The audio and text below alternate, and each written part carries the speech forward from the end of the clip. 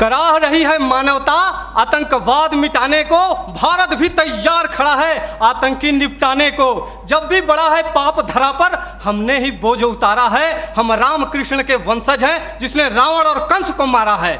आदरणीय सभापति महोदय, निर्णायक मंडल एवं बहादुर साथियों, मैं राइफलमैन मृत्युंजय श्रीवास्तव असम राइफल्स का प्रतिनिधित्व विषय के विपक्ष में करने जा रहा हूं। मानव अधिकार महोदय, इस शब्द को सुनकर मेरे मन के दो बिंदुओं के मध्य एक दृढ़ विरोधाभास उत्पन्न होता है, क्योंकि या तो इस शब्द की महत्ता और प्रासंगिकता का कोई अर्थ नहीं, और यदि अर्थ है तो हम सुरक्षा बल मानव नहीं, अर्थात जिस मानव अधिकारों की वेदी पर आश्रित होकर पत्थरबाज, नक्सलवाद, उग्रवाद और आतंकवाद के मरण व हरण पर यह मानव अधिकार के ठेकेदार भेड़िया विलाप करते हैं, वे अयोध्या, अक्षरधाम, संसद भवन, ताज, कठुआ, गया और पुलवामा जैसे विध्वंसकारी कांडों पर मौन क्यों हो जाते हैं? महोदय, प्रशिक्षण काल से ही हमें एक गोली एक दुश्मन, जिसकी पहल उसकी जीत जैसे प्रेरणादायक पंक्ति स्वरूप गुरु मंत्र दिए जाते हैं, परंतु वास्तविकता तो यह है कि मानव अधिकारों के अनुपालन की जंजीरों में जकड़े हम सुरक्षा बल एक आईडी कई जवान, दुश्मन की पहल सैनिक की शहादत जैसे ज्वलंत उदाहरणों का निर्मम साक्षात्कार करते हैं।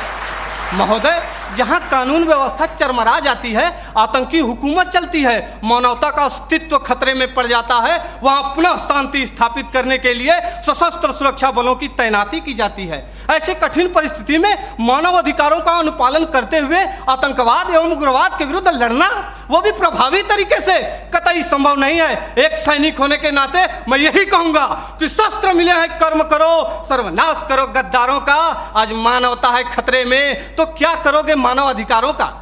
महोदय, मानव अधिकारों के अनुपालन का ही नतीजा है कि पश्चिम बंगाल के एक छोटे से गांव नक्सलवाड़ी से शुरू हुआ नक्सलवाद हमारे देश के 240 जिलों में फैल चुका था, लेकिन जब सुरक्षा बलों ने उनके खिलाफ कठोर और दंडात्मक कार्रवाई की तो यह सिर्फ 90 जिलों में सिमट कर रह गया है।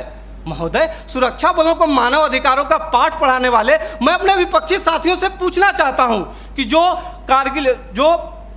कश्मीर में जो कारगिल युद्ध के बाद पाकिस्तान के लवारिस सैनिकों के शवों को उनके धर्म के अनुसार दफनाया, वो है हमारे सुरक्षा बल, जिन्होंने इसी वर्ष 11 जुलाई को पाक अधिकृत कश्मीर से बहकर आए मासूम बच्चे के शव को प्रोटोकॉल तोड़कर पाकिस्तानी सेना को लौटाया, वो है हमारे सुरक्षा बल, जो कश्मीर के स्कूली बच्चों को दुश्मन की गोलियों से बचाने के लिए बुलेटप्रूफ जैकेट बन जाते हैं और अपने परिवार, अपने समाज, अपने देश के प्रति समर्पण का भार लिए हुए भी जो इस देश में शांति और अमन कायम करते हैं, वो है भारतीय सुरक्षा बल।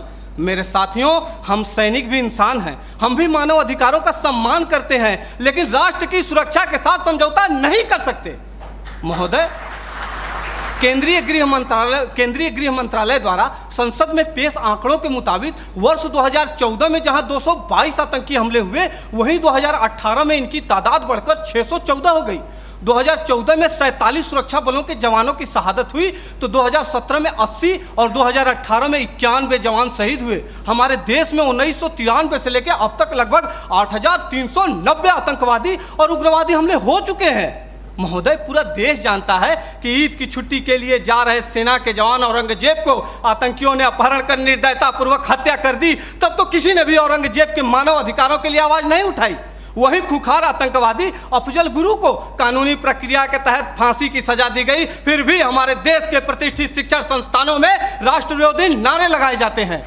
दर्द तो हद से तब गुजर जाता है जब सर्जिकल स्ट्राइक और एयर स्ट्राइक जैसे सफल ऑपरेशनों के लिए हमसे सबूत मांगे जाते हैं।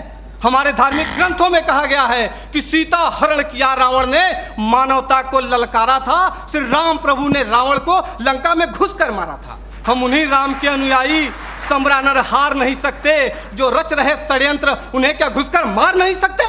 महोदय, मैं अपने विपक्षी साथियों से पूछना चाहता हूं कि जब आतंकवादी हम पर अंधाधुंध गोलीबारी करें तो क्या हम सफेद झंडा लेकर मानव अधिकारों का शांति पाठ करें? आतंकियों को पनाह देने वाले स्थानीय लोग हम पर गाली गोली और पत्थर बरसाते रहे और हम उन्हें प्यार बांटते रहे? नहीं महोदय, नहीं। प्यार और सम्मान तो वहां बांटना चाहिए जहां से वापसी की उम्मीद हो। महोदय, मैं यह नहीं कहता कि मानव अधिकारों का अनुपालन नहीं करना चाहिए, लेकिन वे लोग जो मानव अधिकारों का दुरुपयोग करके सुरक्षा बलों को प्रभावहीन करने की कोशिश करते हैं, उन्हें कठोर से कठोर दंड देकर उनके साथियों को यह संदेश देना होगा ताकि भविष्य में कोई भी इंसान आतंकवादी, उग्रवादी और नक्सलवादी बनने की हिम्मत ना करे। धन्यवाद। जय हिंद।